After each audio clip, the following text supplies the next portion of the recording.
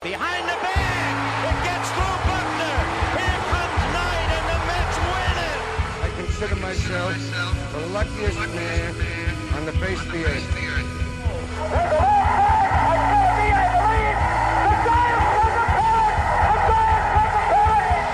Jeter ends his final game with a walk-off single. Here's a drive to left. That one is long gone.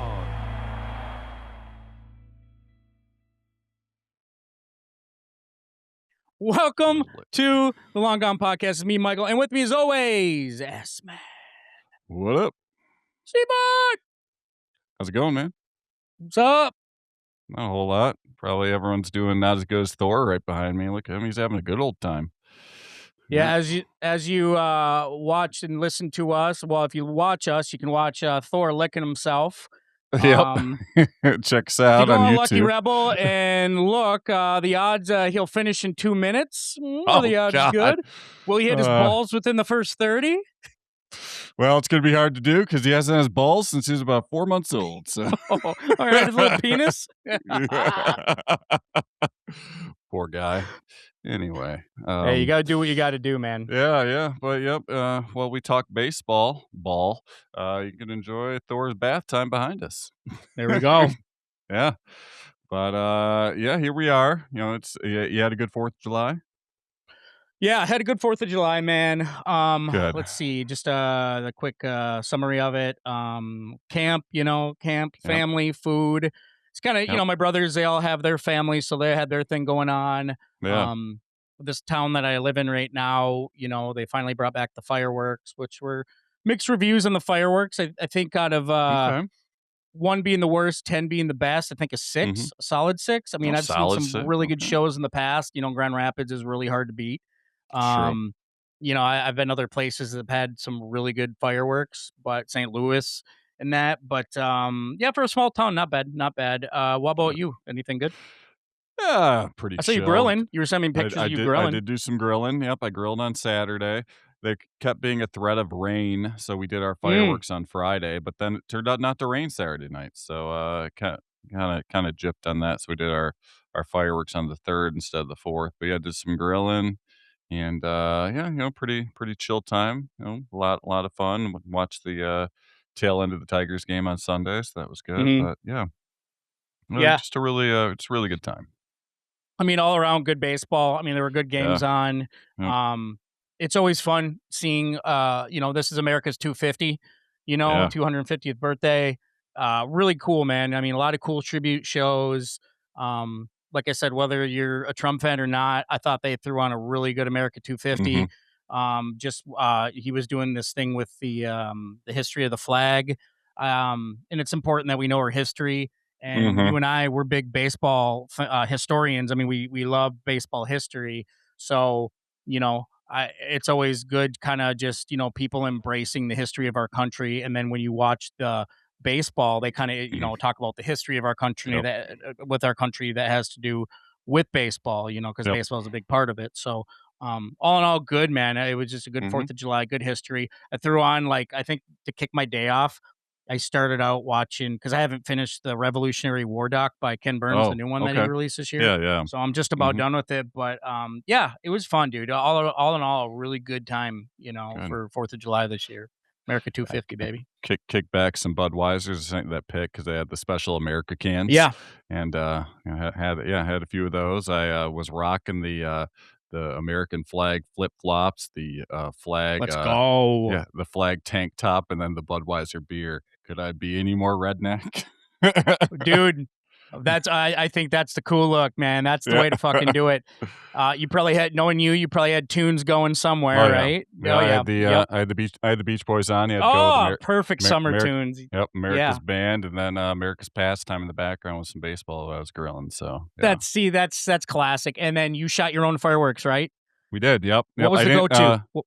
We got some tanks that we liked. Gemma liked these snow cones that shot off sparklers and made sounds and stuff. We didn't get anything that flew off the ground this year because last year we got some of them ladybugs that levitate and fly, and I accidentally pelted my neighbor's roof. If you know how my house is laid out, some of the houses are pretty close together.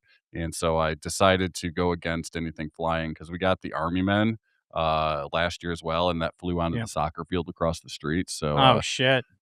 so I decided nothing that can go in the air. So lots of smoke and bang and stuff. So I mean, that's always good for the kids, though. I mean, you still yep, have a kid, so it's not like I yep, mean, she's still a young kid. She's not like a right. teenager yet. So No, those are not yet. still exciting, right? Until Yep. they get older, then they're gonna want. Because I was the same way when I was a teen. You know, once I got to a teen, it's like, oh, these fucking blow. Like, let's do better. Mhm. Yeah, Um, yeah.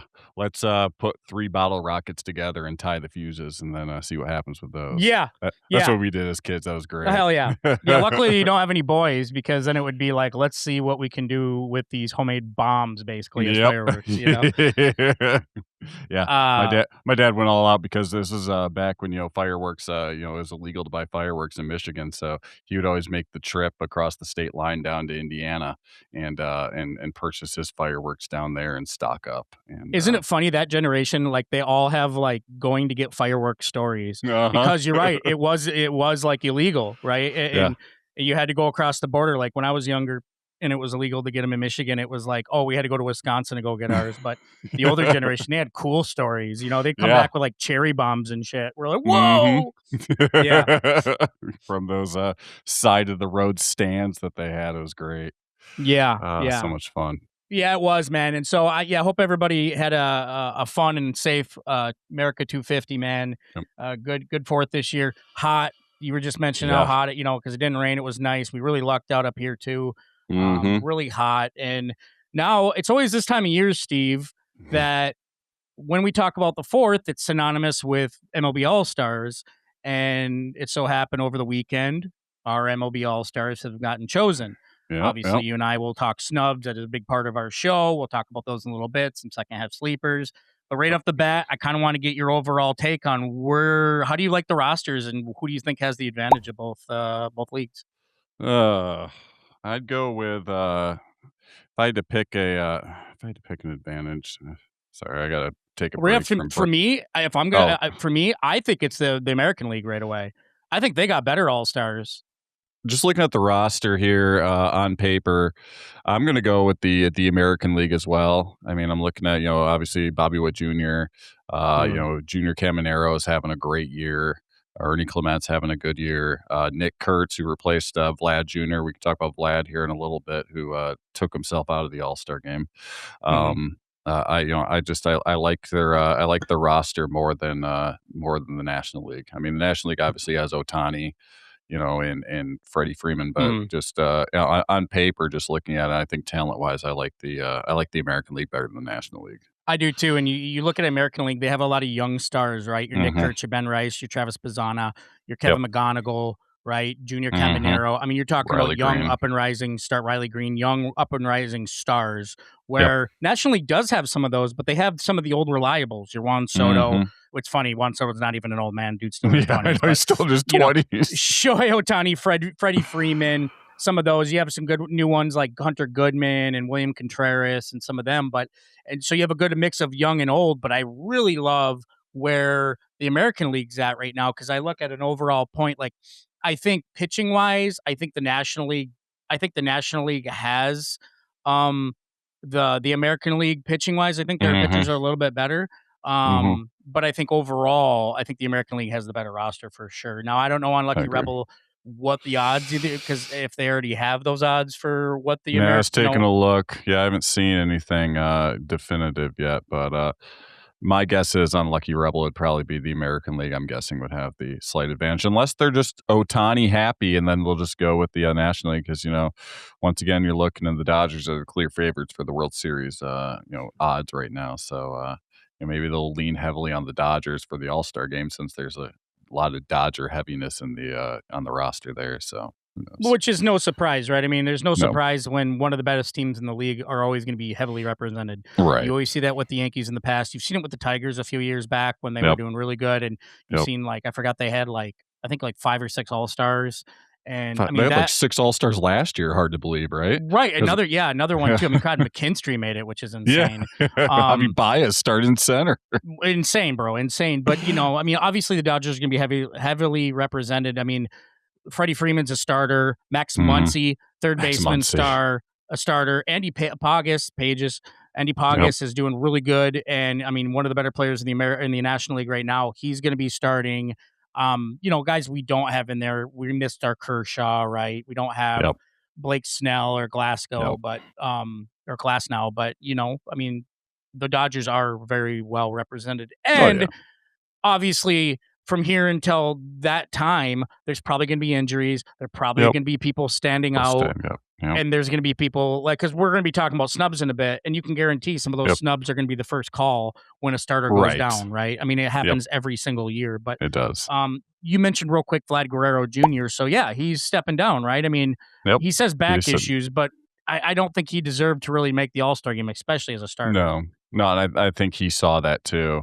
I mean, I think that a lot of people voted for their guys. They voted for name alone here, and when you think first baseman in the American League, you think Vlad Jr., but he's having career lows in home runs and RBIs right now, and the average isn't what it's usual. So yeah, I mean he's claiming back trouble, but I think he's saying his way of saying he doesn't deserve to be a starter. He didn't earn that right to be a starter in the American League this year because he's had a shitty year.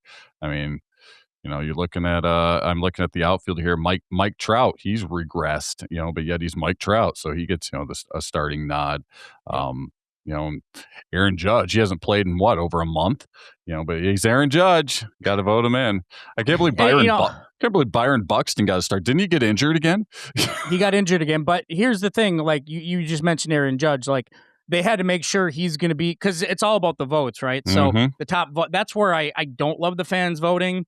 Because and the voting process is very American Idol-esque, where you can just keep voting the same players over and over again. And obviously, since Aaron Judge was, if not the biggest vote getter in the American League, they have to, when they announce the rosters, they're like, he is a starting All-Star for the American League, but he's not going to play because he's injured still. Yep, exactly. So it's like, well, what's the point of announcing him? But it's like, all it is, Steve, and you and I talked about this last year around the same time. All this is just a resume patter. It's like we got to make sure he gets that nod no matter what. Mike Trout's the same way. You just mentioned Mike Trout.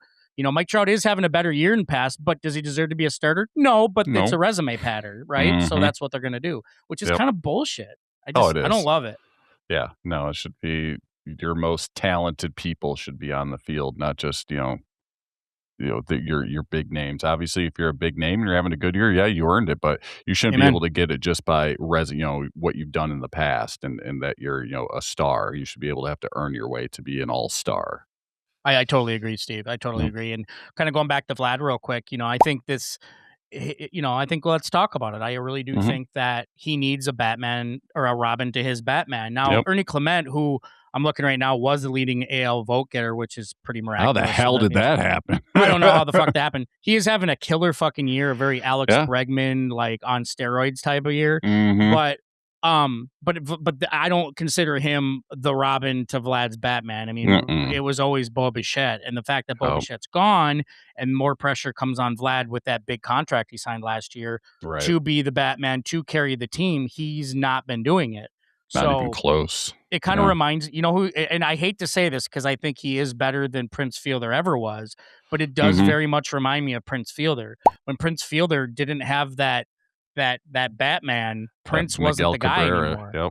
Right. Yeah, when you didn't have that Miguel Cabrera batting, in the lineup with him, he wasn't seeing the pitches that he would see if when he'd bat third and Mickey would bat fourth, because he knew we got to pitch to this guy because we have Miguel Cabrera behind him.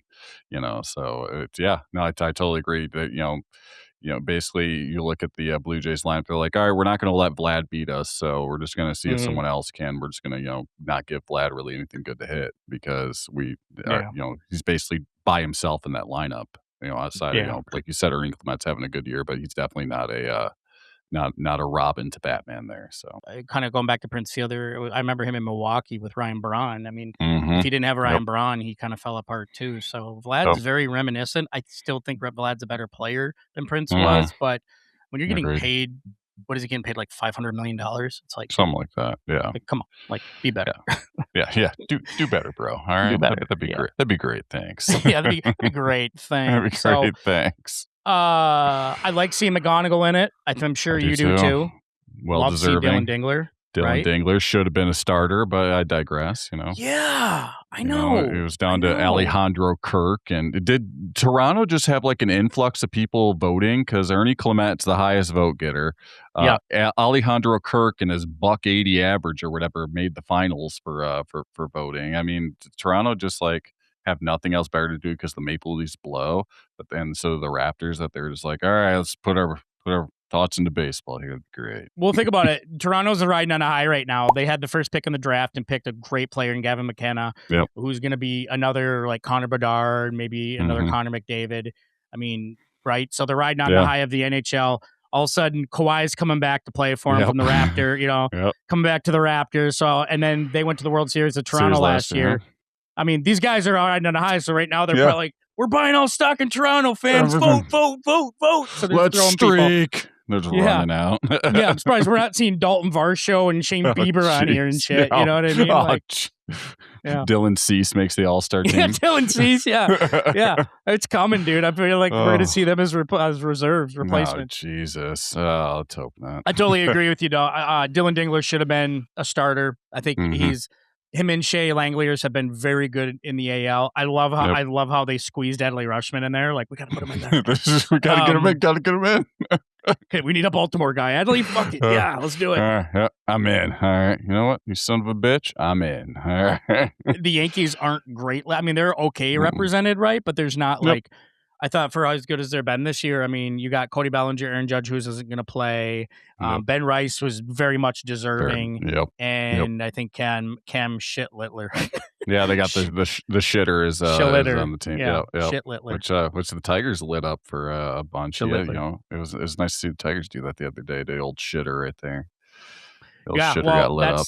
You and I talked about that, I think, the last week or the week before last, where we're like, yeah, it's funny how they can beat really good teams, but when it comes to shitty teams, they shit the bed. Yeah, I think that's what I told you. Like, they're like 22 or 24 and 17 or something against over 500 teams, and then just ass loads under 500 against the losers. Yeah. It's so weird. I know we're going to talk about this soon with the Snubs, but I don't love how the White Sox got boned. Oh, they totally did, yeah. Miguel Vargas is clearly a shoo-in, which he made it, which is great. But the rest, there's like barely anybody else, right? Right. Yeah. I mean, it's a true underdog story here. Coming from the depths of hell to first place in the American League Central. They should be well more represented than they are right now. It's fucking stupid. I mean, if the Tigers who are 10 games under 500 can get 3 people on the All-Star team, come on, White Sox. Right. Yeah. And it makes you wonder. It's like Chicago has a lot of White Sox fans. So just as much as they got Cubs fans. So, I mean, they didn't show up to vote? Lazy. I mean, that makes no sense to me. Yeah. It just doesn't make any sense to me. Maybe they're used to their team sucking for so long that they didn't remember that they had to go the ballot box to vote. Oh yeah, they're used to just like tuning out this time of year. They're like, this time of year, they're already looking to Bears football, or Northwestern.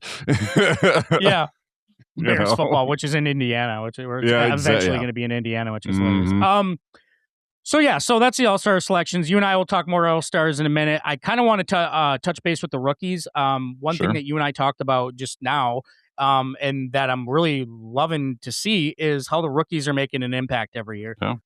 This year is no different. Kevin McGonigal is probably leading all rookies, which it's really good to see him. We had Chase DeLauder, Parker Messick. You have Munetaka Murakami, which probably would have made the All-Star game, probably would have been a starter if he didn't get injured with that fucking grade whatever hamstring issue. Good rookies this year, Steve. Yeah, good class. Lozana. Yeah, no, it is. It's Lozana, yeah. Really, it's a really good class, and it's good to see, and it's good to see some of them represented here, at the All-Star game as well.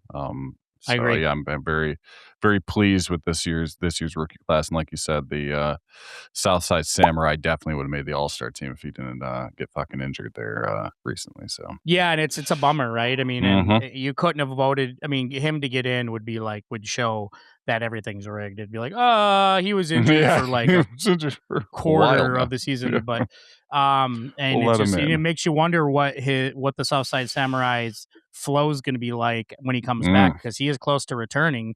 He's already at 80, 90, 95% running. He's actually, they're looking at this week or next putting him on a rehab assignment. So you kind of wonder, will he pick up the home runs and kind of have his like Cal Raleigh type of season, or is he just going to flatline? Will this kill his momentum? But all in all, I mean, I love seeing it for the rookies. JJ Weatherholt, you and I have sang his praises as the next.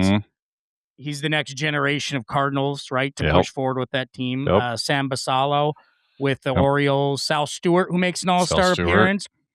Right? Forrest Griffin at age 30 with the Nationals.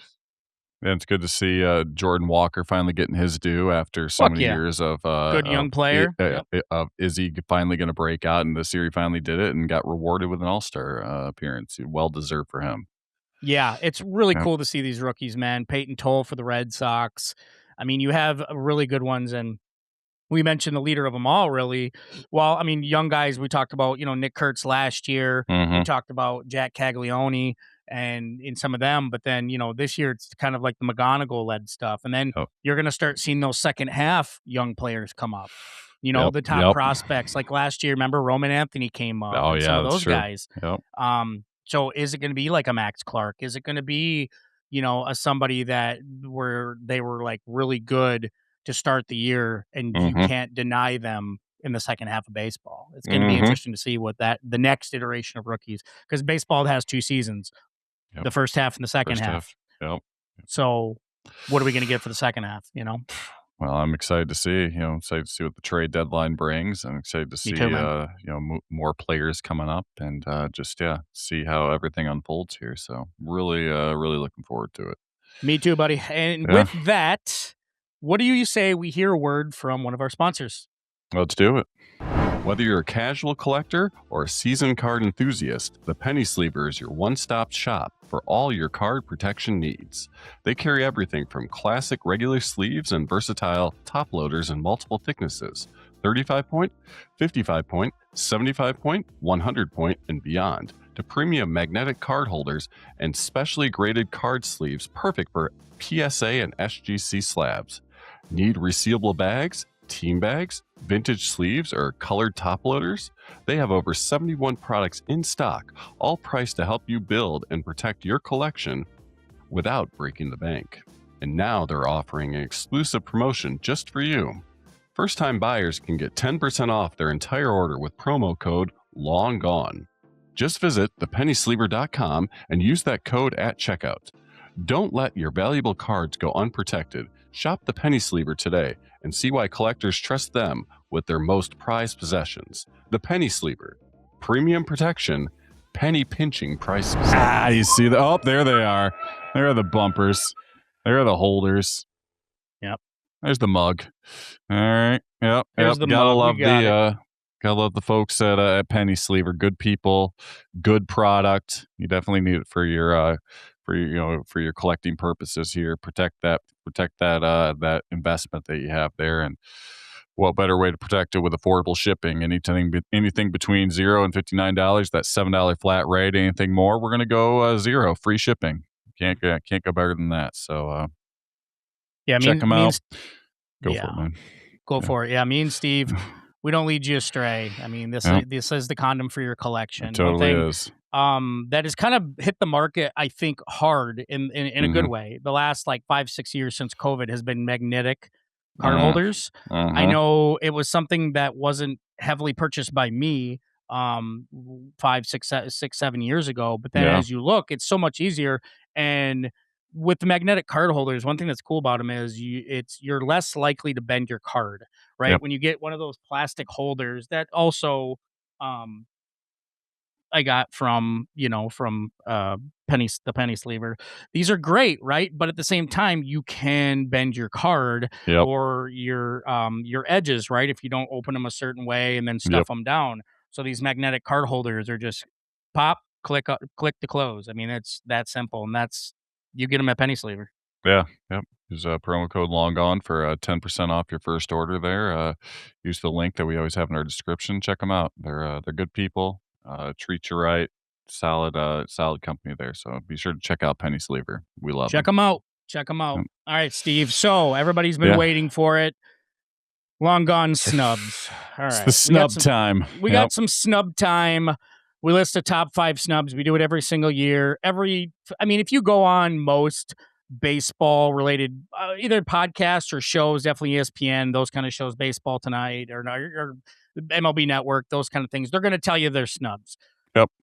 Steve and I are going to tell you our snubs, and sometimes they're outside the norm, but sometimes they're not, right? So, Yep. Steve, we'll go 5-5, 4-4. We'll go back and forth. Give me your number 5 snub that should have been an All-Star, Sure. but got fucked over by the voters. You, the fucking voters.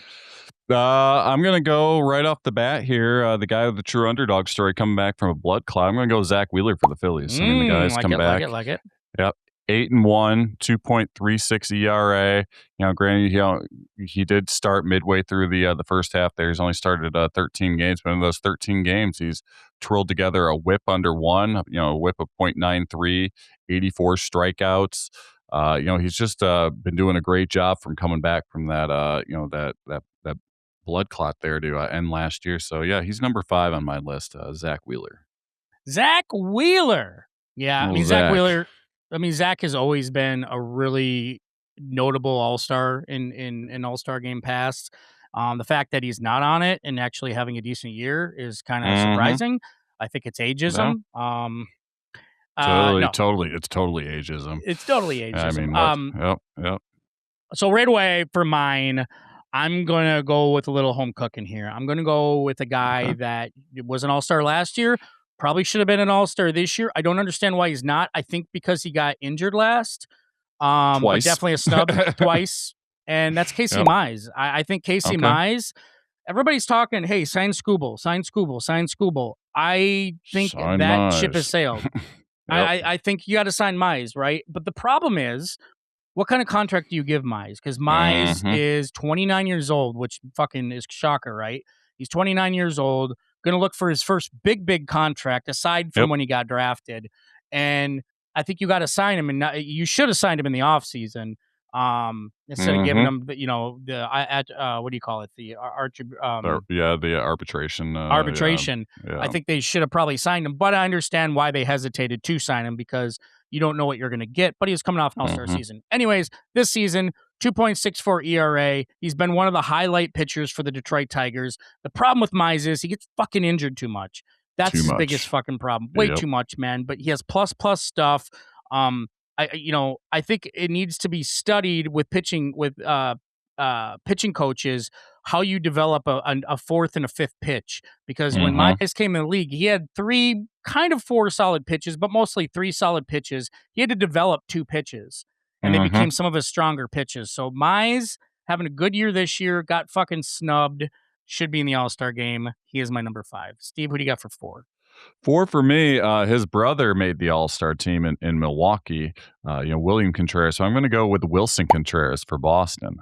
He's having a very solid year. His first year in Boston, coming from St. Louis. A 284 average, 20 home runs, 59 RBIs. He's already matched his home run total of last year, playing in 135 games. Hitting at Fenway has definitely helped out. His run production there. But new team, he's doing very well. Yeah, Boston isn't doing what they really wanted to do. They fired their manager. They're kind of in flux. Where are they going to go? But Wilson Contreras had a really good year and is deserving of the All-Star nod. So yeah, number 4 for me is Wilson Contreras. Great pick. I think this is what he's doing is better than what he's done in years past, especially now that he's not like a catcher, right? Like a full-time catcher like he was with St. Louis. So yeah, I totally agree with you. My number 4 pick is going to be, I'm going to go with pitchers again. I think a lot of pitchers got snubbed this year. Totally. It's Kyle Harrison with Milwaukee. Oh. I know he didn't start the year as a starting pitcher with them, and then he kind of just Wally pipped his way into it with an injury, then kind of scooped it in there. But we've seen how good he was last year, right? We've seen how good he was last year. He came in this year, was really good. I mean, I really do think he's one of the better left-handed pitchers in the game right now. Now, Skeens isn't having the type of year, right, that he's had in years past. I'm not saying he's having a dog shit year, but at the same time, I do think people like The Miz and Kyle Harrison, those are pitchers that should get a little bit more like highlights. Those are the guys that should be considered more. He's 8-1 with a 2.82 ERA, 99 strikeouts. 1.08 whip. I don't know how he's not in the All-Star game right now, but I think if somebody goes down, I think Kyle Harrison will slide right in there. So he's my number 4. Number 3 for me, I'm gonna go to the first place Tampa Bay Rays and go with Jonathan Aranda. He's having a solid like year. it. You know, first place. You know, Rays, one of the best teams in baseball. You think they'd be a little more represented in the All-Star game? Obviously, you know, you got Caminero in there, Yandy Diaz, but Aranda is having a good year as well. He's hitting, hitting 287. He's got 58 RBIs. He's got 13 home runs, 90 hits already, 90 hits in 82 games, I believe. So, or 86 games, having a very, very solid season on a really good team. And he made the All-Star team last year. I think he's deserving to go again this year. So I'm going with Jonathan Aranda as my number 3 pick. Jonathan Aranda. I mean, one thing about him, I think he was a All-Star last year too, wasn't he? Mm-hmm. Mm-hmm. And I remember everybody was like, "Who the fuck is this guy?" And then he kind of comes up, and it was like, "Oh shit."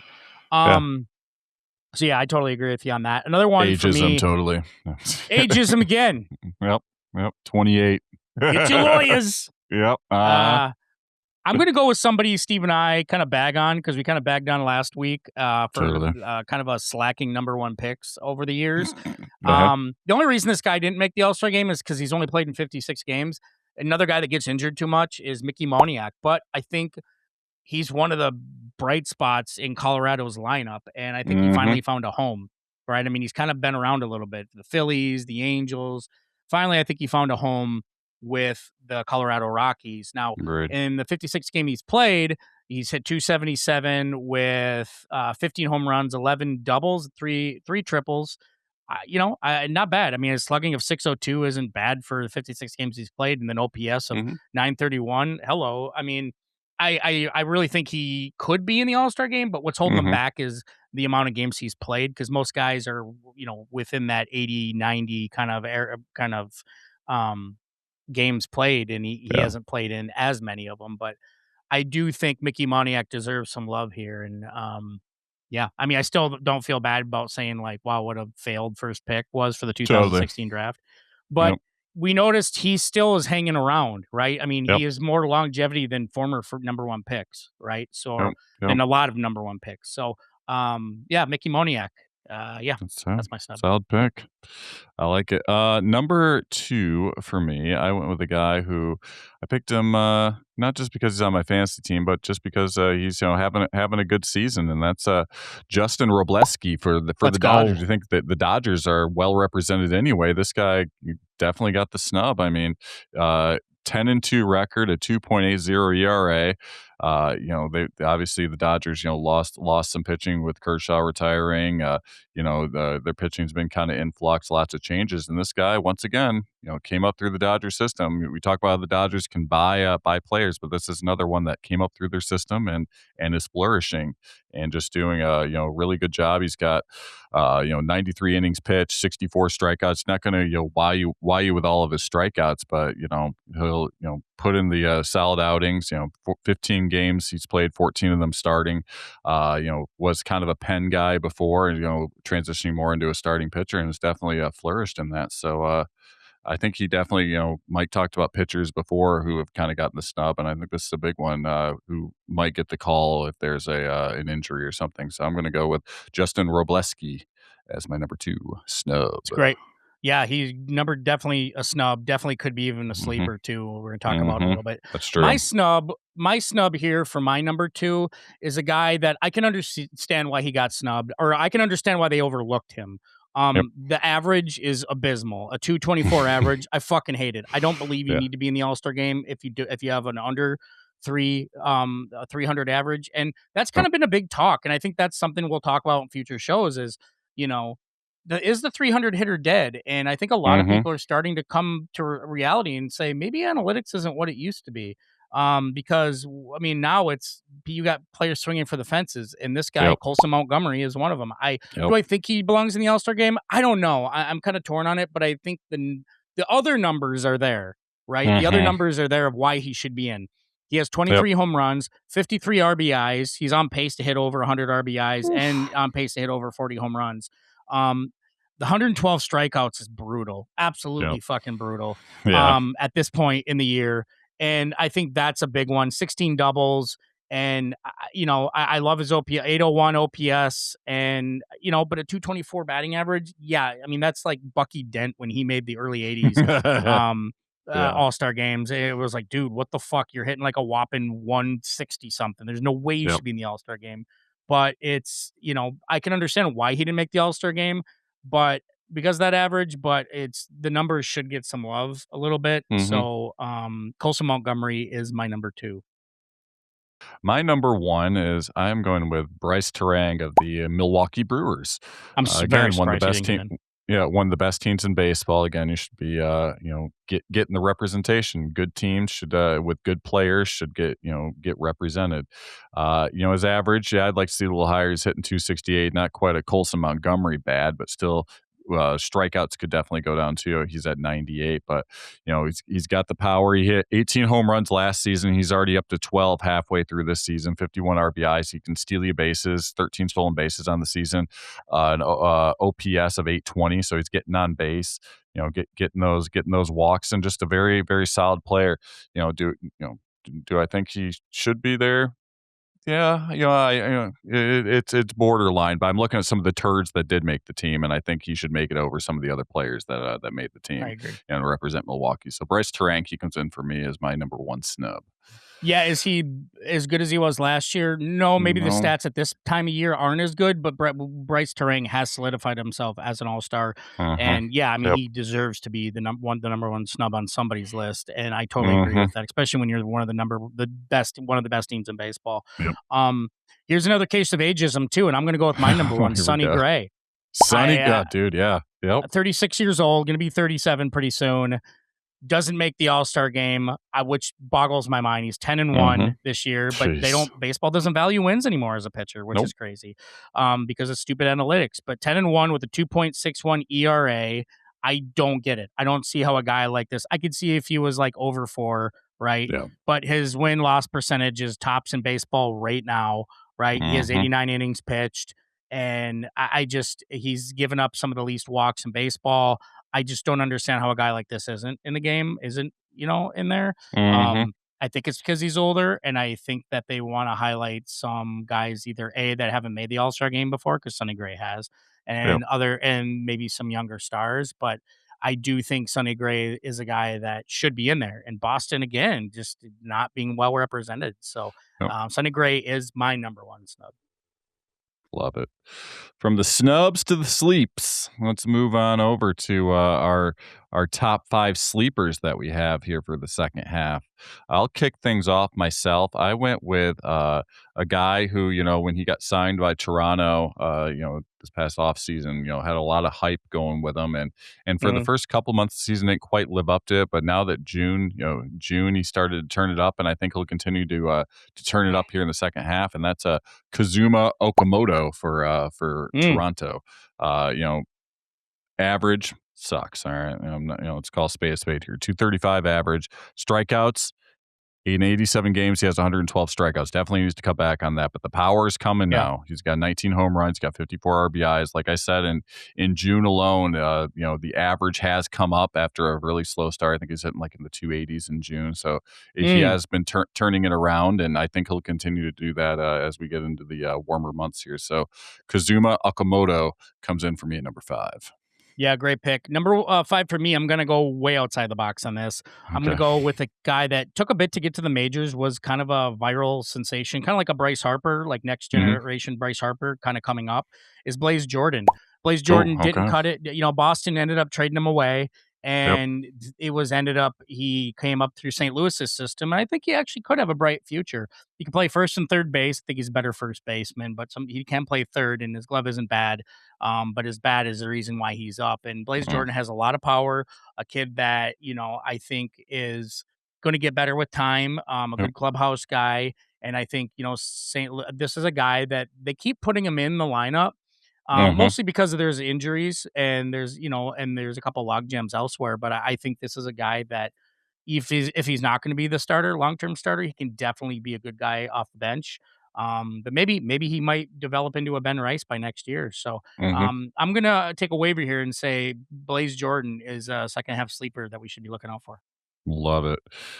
For me, we talked about it a bit on last week's show about how the Mets need to get a core of young players to go and then some veterans sprinkled in. And I think this guy has a potential to be part of that young core, and it's Carson Mhm. Bench. He comes in for me at number 4. If you're on Lucky Rebel to begin the season, you were right there probably betting on the Mets, a team on paper that looked like they could be a World Series contender. Definitely had, good odds. Since then, those odds have gone down the toilet. But Carson Bench, having an okay start to his rookie campaign. Again, like Okamoto, slow start, but he's turned it up recently. Batting average is up to 255. He's cracked double digits now in home runs with 10. But he's gonna get you the walks. He's gonna steal you some bases. So on base, he's gonna be a huge threat to steal. He's got 11 stolen bases already this year, 34 RBIs. Turning it up here recently. Got hits I think in 4 of his last 5 games with a couple multiple hit games sprinkled in there too. So he's getting better. And the Mets are going to need that type of player going forward if they want to build around him and a couple other players for the core. So Carson Bench, he comes in for me at number 4. Great pick. I'm gonna also do a younger guy as well. I'm gonna go with Emerson Hancock, Okay. the 6th pick in the 2020 draft. Mm. And this was a guy at Georgia. He was their top ace, good right-handed hard thrower. Kind of took a little bit to get to where he's at now. I mean, a lot of people thought he would make the majors like a year or two out of the draft, but it took him a little longer to get there. But I see a guy that's kind of putting it together. Yeah. Yeah, there's been some up and down. I mean, you can't really go off stats this season. I mean, yeah, he's pitching. He's at a 3. I think he's doing like a 3.64 ERA with like a 6-4 record, and he's been piggybacking off like George Kirby and Logan Gilbert and some even back end starters like Bryce Miller and Brian Wu. And obviously, those names I just said are their like starting guys. So Emerson Yep. Hancock kind of profiles more as a back end starter, but I think he has the stuff. You're gonna see. I think he has the stuff to be a top line guy Hmm. if he gets enough consistency in him. And the last few starts, he's been pretty good, been really good. Even Yeah. even the piggyback stuff that he came off on. I think he has the stuff to do. And at 27 years old, I think it's a guy we need to look at, especially that we know Seattle has always been a late blooming team. The last decade, they've Hmm. been late bloomers. The good Seattle teams that make the playoffs or get close to the playoffs have always turned it up in the second half, Yep. especially when we counted them out. And the fact that Seattle is not out of it yet, I can see them turning it around. And I think Emerson Hancock Yeah. with a strong back end of that rotation could be a key cog in that machine or a key component in that machine. So yeah, Emerson Hancock for me is my number 4. Nice. Coming in for me at number 3, I went over to Milwaukee and I went with Logan Henderson. Not necessarily because Nice. he had a slow start, but it's because he hasn't had many starts this season. He's coming back in off injury, and he come back in. A few starts here before the All-Star break coming up, and he's settling nicely. In his 5 starts, he's got a 2-1 record with a 2.74 ERA. They're gradually getting him in there. They're not pitching him hard. Doing basically 5-6 innings a game here, just to try and ease him back in coming off injury. So I think he'll continue to turn it up, and if he does that, he'll continue to get better. And the rich get richer in Milwaukee. They're already one of the best teams in baseball, and now they're getting a really solid pitcher back into their rotation as well. So Logan Henderson comes in for me at number 3. Yeah, I don't know. Like last year, I remember he came up, did really good. Mm. They brought him down. They put him back down, came up, got injured, still Yep. was good when they brought, after being injured. I don't know if they're just going to dangle him as trade bait or Yeah. if they're just Yeah. going to be like, dude, this guy can actually pitch. He can be that middle to back end Mhm. rotation guy. You Yep. can totally do that with Logan Henderson. sure. So Yeah. yeah, good call there, man. I'm going to go with the guy that we thought would be a little more impactful this year, and so far it's been Trey Savage. I thought he would overtake Gosman essentially Mhm. to be like and Dylan Cease to be like the 1-2 punch there in the rotation Yeah. before any of those guys. But no, he's not. I mean, he's kind of one thing I've noticed about Trey Savage, his starts are being, and we know this in Detroit, his starts are being ruined by poor bats. Poor Mhm. bats, bats that just are struggling and they can't help him out, or the rotation comes in and blows it. And Right. I'm not saying Trey is like the guy, like, I'm not saying like, oh yeah, it's all their fault. I mean, he's had some clunkers, but he's still not bad this year. 3.31 Yep. ERA, and I mean, with 68 strikeouts.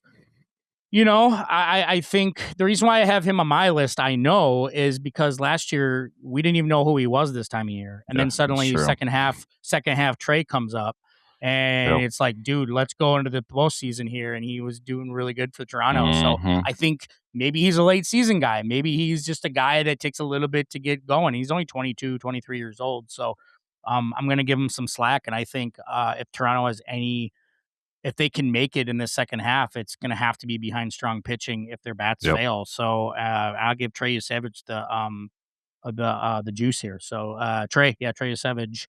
If I'm a lucky man if I'm a lucky better, if I'm going on Lucky Rebel, I totally would say that he is a guy that's going to turn it around and be one of the top pitchers in the end. For sure. Hot take, maybe.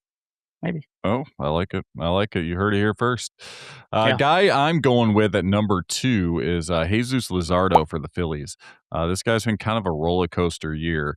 7-4 with a 3.75 ERA, so not too bad, but he's got a whip over 1.2, almost 1.3. The reason I put him on here is because he's turned it up recently. He started to turn it around. He's given up 2 runs or less in each of his last 5 starts here. So he's really started to put together, and he's been a strikeout machine in those starts, getting 13 strikeouts in a start against the Nationals a couple of weeks ago, and usually getting 9, 8.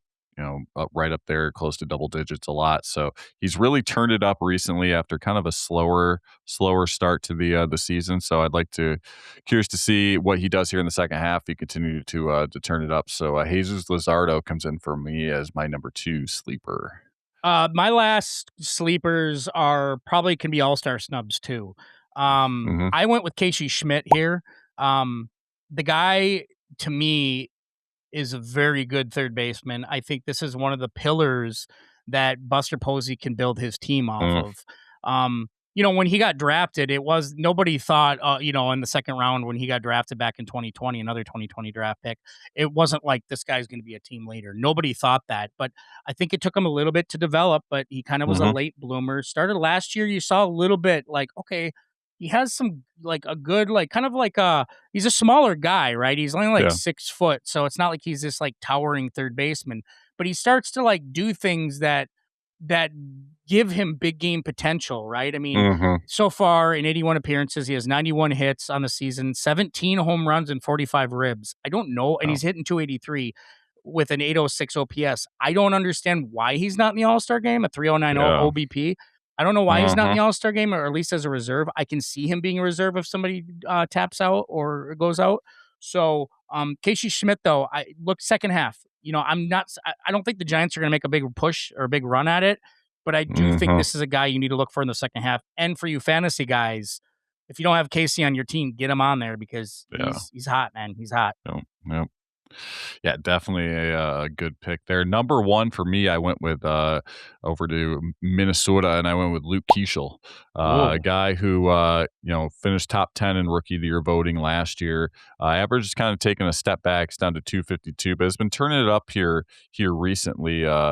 Definitely a guy who can work a count. In 85 games, he only struck out 50 times, and has driven 30, 32 walks he's gotten. Not going to get you much in the home run department, but he's going to get on. He's going to steal you the bases. He's going to draw you the walks. He's going to be patient at the plate. And if Minnesota wants to have a chance here in the second half, they're hovering. I think they're game and a half out of the last wild card spot right now as Yeah. we record. So they're kind of hovering around 500. It's going to have to be a player like a Luke Keeschel who's going to step up. Him and the Cody Clemens and Byron Buxton, if he can stay healthy, players like that are going to have to really step forward here to get the Twins hopefully into a wild card spot. So my number one sleeper is Luke Keeschel. Yeah, and you and I have talked about him hot. We were kind of high on him at the Mhm. beginning of the year. I know I was. Just I Mhm. got hair on my fucking lungs. I know I was. Um, just being like like that young core in Minnesota that could Yeah. lead them to the next step of Yep. the next step that they need to go in winning. That's with Brooks Lee and those guys. So good pick Yeah. with Luke Keeschel. Thanks. I'm gonna kind of do the same move here. with a hot shot infielder, and that's Xavier Edwards, who I think should have probably made the All-Star game. But let's put it this way.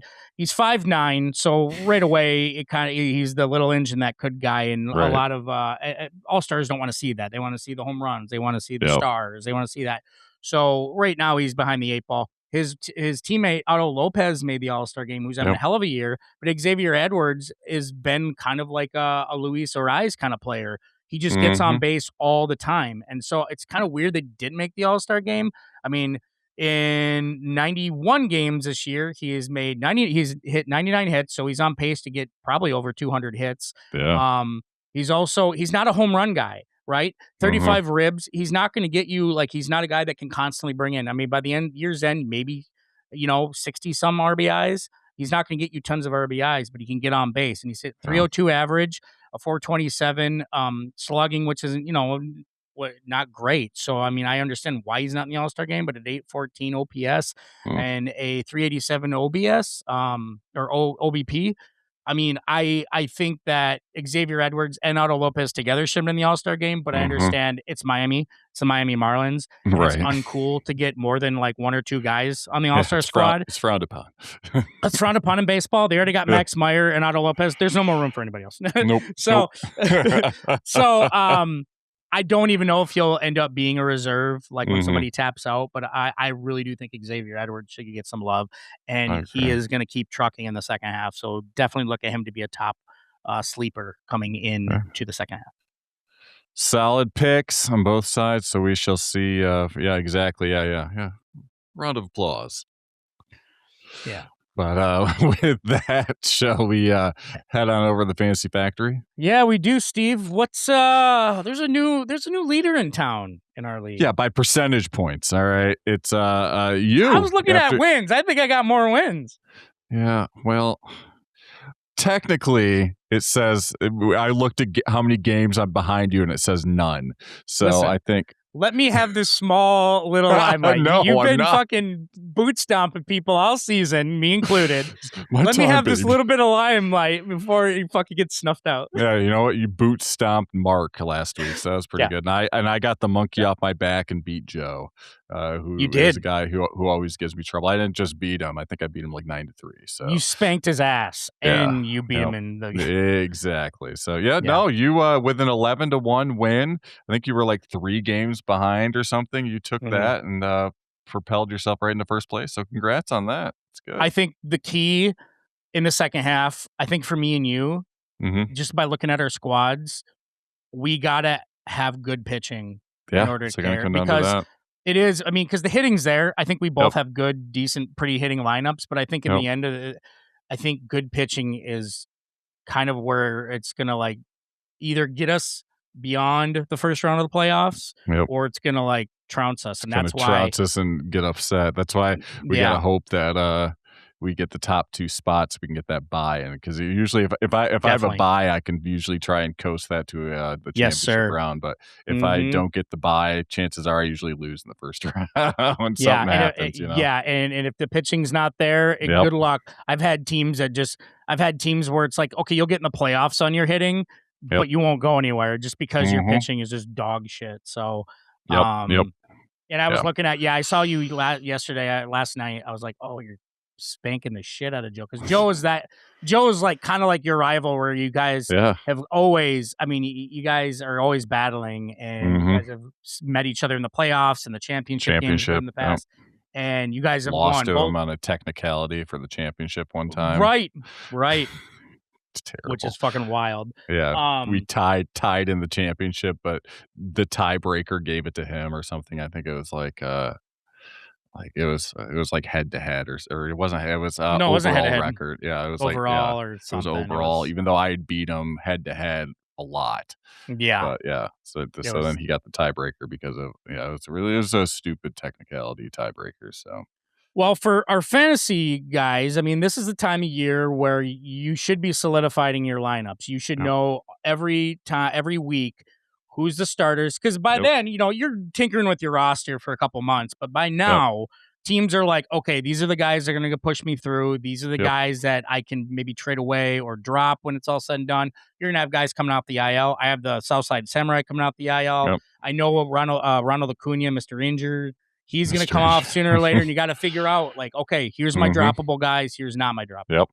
Yep. So with saying that, Steve, people are counting on you to get this starter set right. Okay, they're listening to you. Let's do it. Let's cue the music. All right, who we starting this week, Steve? Casey Schmidt or Ernie Clement? Hard. Casey Schmidt. Ooh. Jonathan Aranda, who you just spoke highly of, or Ryan O'Hearn, first base? Jonathan Aranda. Ryan O'Hearn, you got a hot wife, so if you you're do. not great, At least you got that going for you. Bryce Terang or Otto Lopez? Otto Lopez. Alec Burleson or Sal Frelick? Alec Burleson. Andy Pagas or Jake Myers? Andy Pagas. Yeah. Casey Schmidt or Ernie I already did that one. What the fuck? No, I'm just kidding. Yeah, what the fuck? Blaze Jordan or Jonathan Aranda? Blaze Jordan. Michael Busch or Josh Naylor?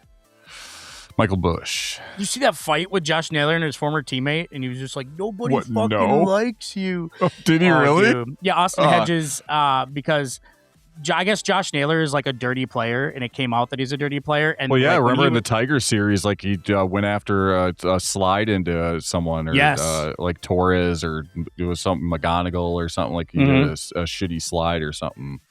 In the John Boy Seattle Media Tiger series. Yeah. John Boy Media brought it to my attention, and they were showing clips of in the past Josh Naylor being dirty, and I was like, holy shit, I didn't know he was that dirty. And then so Austin Hedges, who used to be a teammate with Padres with Josh Naylor, he was like, he said like nobody likes Josh Naylor, like in the locker rooms. He goes, because I guess they were talking shit the last game last week, and he goes, shut the fuck up, nobody fucking likes you. Oh boy. It's like, oh shit. Wow, that's awesome. So Michael Busch and Josh Naylor. Okay. Matt McClain or Marcus Semien? Matt McClain. TJ Friedel or Lourdes Gurriel Jr.? TJ Friedel. Freddie Freeman or Wilson Contreras? Freddie Freeman. Colt Keith or Luis Garcia Jr.? Colt Keith. Junior Caminero or Alec Baum? Junior Caminero. Trey Turner or Bo Bichette? Trey Turner. And rounding it out, James Wood or PCA? PCA. What do we got for waiver wire? So there's 3 players I'm looking at this week on the waiver wire for you to potentially pick up here and try and boost your roster. If you're looking, you got injuries this time of year, we all do. Looking for some spot fills here to help get you through. First is Reynaldo Lopez for Atlanta. He's up 21% in Yahoo leagues. He pitched 5 innings last week, getting the win and striking out 6. Second for me is Kyle Karros for Colorado. Yeah, surprising Colorado. Up 7% in Yahoo leagues. He had 375 last week with 2 dingers and 6 RBIs. And third, Cody Clemens. He's for Minnesota. He's up 7% in Yahoo leagues. He had 269 last week with 3 home runs and 9 RBIs. I think he homered in like 3 straight games or something. So those are 3 players I'm looking at this week on the waiver wire. Get it. Well, with that, shall we head on over to Collection Corner? Let's do it. All right. Yeah. You don't need to be a serious collector to get into cards. Market Movers makes it simple. Just take a picture of any card and instantly see its value, sales history, and add it to your collection. With data from millions of transactions across all major marketplaces, you can trust what you're seeing. You can track your collection, follow your favorite players, and better understand the card market. Plus, members get monthly giveaways, a weekly newsletter, and invites to live events. Use code GONE20 for 2 weeks free.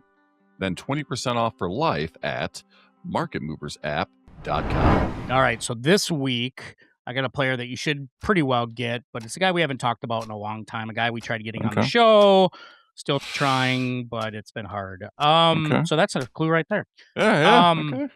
He is Puerto Rican. Okay. He, let me go to his stats right away and his accolades. Sure. 296 lifetime average, 2,844 hits, which is crazy because it's like, I mean, he played what 21 years. So it's like, dude, you could almost got 3,000. Home runs 311, which I thought he had more. Runs batted in 1,332. He is a 14-time All-Star, World Series champion, AL MVP, NLCS MVP, 13-time Gold Glove Award winner, 7-time Silver Slugger Award winner.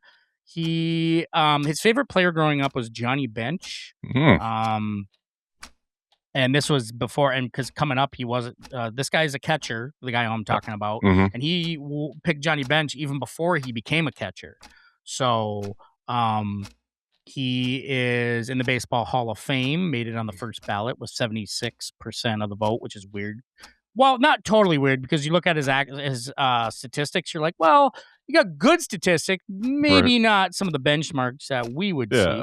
Played for, not in this order because I don't want to give it away, but he played for the Yankees, the Tigers, the Nationals, the Marlins, the Rangers. And I could keep going, but he's in a few different Hall of Fames.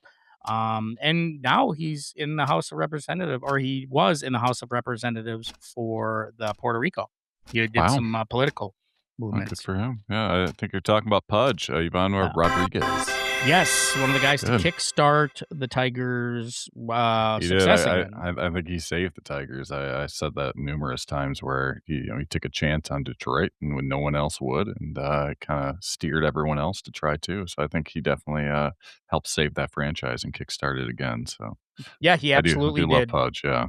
Yeah, I love him for it. I became a big Pudge fan for it, and I think he was a guy that Detroit needed to turn it around. And you're right, everything you said. And Pudge, come on our show, man, please.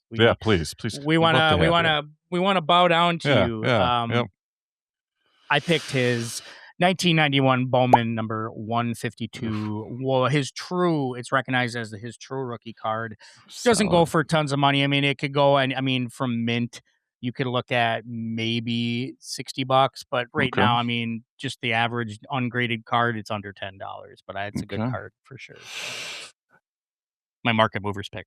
Well, my market movers pick is actually, it's kind of funny that you said that. I almost picked Johnny Bench for this week. Oh, let's go. Which actually would have been really funny that we both went catcher, but I went with a guy who, I mean, I could say one clue and you'd probably get it, but I'm just going to rattle off his statistics. He's still playing. He's got a career 282 average, 1,139 hits, 298 home runs, 719 runs batted in, and has 171 stolen bases in his career. He's a 6-time All-Star. He's a 2-time World Series champion. He's a 4-time MVP, 6-time All-MLB first team. He won the Rookie of the Year in 2018. Marla might know already. NLCS in 2025, 4-time Silver Slugger Award, 3-time Hank Aaron Award winner, 2-time home run leader, an NL RBI leader, represented his team in the World Baseball Classic and won the MVP in 2023, and his former interpreter's in jail. Well, yeah, one of the best players to ever play the game right now, Shohei Ohtani. Yes, it is Shohei Ohtani. I didn't even rattle off his pitching stats, which is a 47-22 record with a 2.83 ERA and 765 strikeouts. Great player. Guy Fox, man, and just had another kid. Yep. So speaking of fucking hard, I had another kid. That kid is more wealthy than you and I will ever be, and he just came in this world. And he just, yeah. Kid's set. I think it's his second kid too, right? I think it's a second kid, man. Yeah. So my market movers pick for Shohei Ohtani card is his 2024 Topps all Topps team from 2024, going right now between $1.50 and $2. So very solid card, but it's Ohtani, so it's the market's always going to be up on that. So that was my market movers pick of the week there. I was looking at I don't know if you could see the card behind me. I probably can't, it's blurry, but remember that one I pulled the All-Star, his first All-Star game has his signature on it and stuff. Yep. So I was looking, and I mean that card every year grows by like $200. And it keeps going. I'm telling you, man, if you got early Shohei Ohtani's, aside from the base card, hang on to him, because in the next 50 years, you could be looking at some good money. That was you got that pick on Whatnot, didn't you? You were in was that when you were in Oh, that's right. Random, yeah. I think it was on Yeah, I Whatnot. got pulled. Yeah, I got pulled in a Guy random. pulled it. I think you had like the Angels or something. Yeah, and they in a pulled random the break. Ohtani. Yeah. Lucky I mean, son of a it's bitch. cool, but the problem I have with the only problem I have with the Ohtani cards, which I try to hint the last time we were talking to Nick Green during the Market Movers Hobby Huddle, is I'm afraid that the market will be too saturated. Yep, I agree. Because there's so many cards. Yeah. Yep. But yeah. With that, shall we get the candles out and celebrate a birthday? Let's do it. I say a fun birthday here. I think it's one of our favorite players to talk about. Looking online, probably one of my favorite cars for him would probably be his 1953 Topps number 220, and that's none other than a happy heavenly birthday to Hall of Famer and baseball great Leroy Satchel Paige, born on July 7th of 1906. Career MLB statistics, as you know, he played in the Negro League, so his statistics aren't necessarily complete, but his MLB statistics are 124 wins, 2.73 ERA, 1,501 strikeouts. Obviously played for multiple teams, like I said, starting out in Birmingham, playing in Kansas City for the Monarchs. Obviously when he made the major leagues, he debuted with the Indians, then moved to St. Louis, and then Kansas City Athletics in 1965. Can't believe he came out of retirement for that. It's fucking dope. And still was able to get strikeouts. But 2-time MLB All-Star, 6-time Negro League All-Star, World Series champion in 1948 with the Indians, Negro League World Series champion in 1942 for the Cleveland Indians Hall of Fame, and the oldest Major League Baseball player in history when he came out of retirement when he played for the Athletics there in 1965. Inducted into Baseball's Hall of Fame in 1971 via the Negro Leagues Committee. Trivia on him, I mean, there's so many things you can talk about. Charlie Gehringer said, best pitcher he's ever faced, and multiple Hall of Fame. Joe DiMaggio, they've all, said that. Yeah. But I picked the fun stat of, at age 42 in 1948, Page made his MLB debut for the Cleveland Indians. To this day, this makes him the oldest debutante in National League or American League history. Wow. Yeah, I mean, we had Bob Kendrick on. He spoke highly of Satchel. We love Satchel. You mentioned it at the start. I mean, we do. I mean, some of the best stories Satchel ever. Yeah, I mean, to this day, I don't think there's any pitcher quite like Satchel Paige. No, I don't think so either. His was. Yeah. So happy birthday, you great son of a bitch. That's right. Happy birthday, Satchel Paige. Well, that's a fucking show, dude. Whew. Good show, man. Really good show. Yep, good show. I mean, always talking All-Stars is a fun thing. We got All-Star Weekend coming up pretty soon. We're going to be talking draft. Marla's going to be talking. Marla's going to be on the show. Yep. Marla, you going to be on the show? Ruff, ruff. She could hear her brother and her sister. You could hear it because my mom and dad are part of her family. Her mom and dad and her brother are over there, so they're barking, so she can fucking hear them. And she barks. It's the whole fucking thing. Yeah, it's a whole thing. It's great. Yeah, some good stuff coming underway. Indeed. I actually am all finally fucking set up to do my live stream finally. Woohoo! So that'll be the show. That'll be fun. Yeah, after finally fucking teasing it for fucking ever, I'm finally ready to fucking do it this week. So tune in on Thursday for that. Wow. All right. Yeah, do the live stream, and then if you don't, you can catch the recording on the day following that as well. So nice. Yeah, so I'm going to take the Tigers to greatness. That's the team I'm going to do. Well, at least you can. They can't seem to do it themselves, so. Yeah. All right, at least you can. Yeah, exactly. But you be sure to follow us on Instagram, all the social media, TikTok. X, love YouTube. X. Thanks for, listening to us, watching us on the Underdog Podcast Network, but also show us some love now because, on our YouTube channel, which is Long Gone the Podcast. But in the meantime, guys, have a great week, and we will catch you guys all next week. Deuces.